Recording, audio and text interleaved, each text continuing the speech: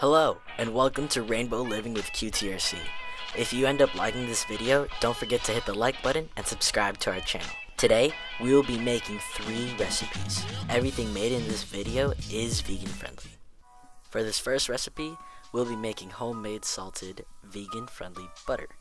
Thanks to my high school choir teacher for sending me this amazing recipe. Pour in half a cup of almond flour, a third cup of unsweetened nut, oat, or soy milk. I used unsweetened almond milk in this recipe. And then we'll pour in 1 1/2 teaspoon of nutritional yeast, 3/4 teaspoon of salt, 1/2 teaspoon of apple cider vinegar. And then we're going to blend it until it's completely smooth and you shouldn't have any grainy bits at all.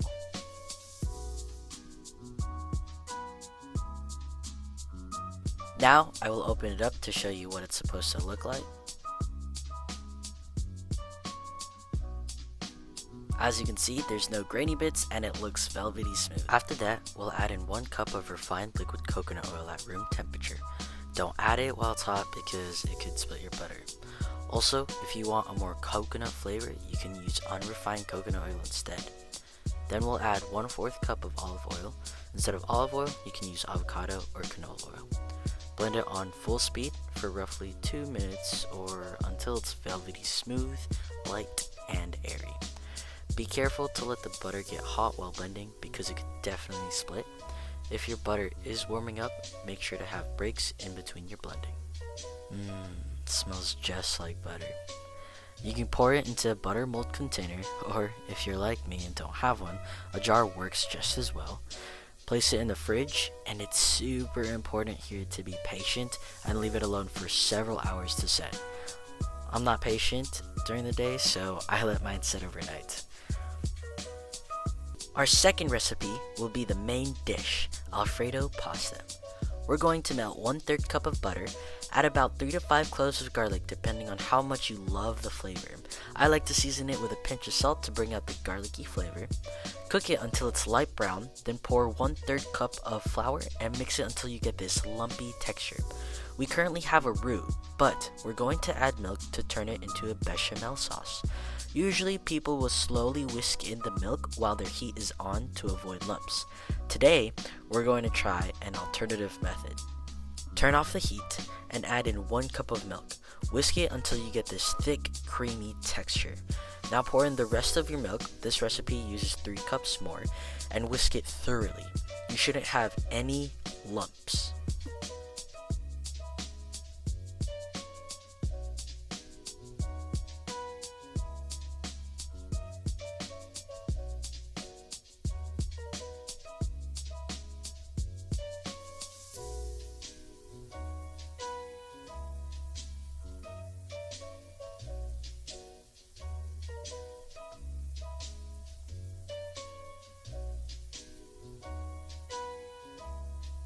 Now, we will turn on the heat to medium-low.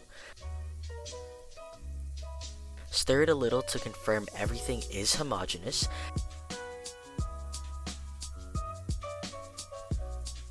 And season with salt, pepper, and nutmeg. Off camera, I added some paprika, but that's totally optional.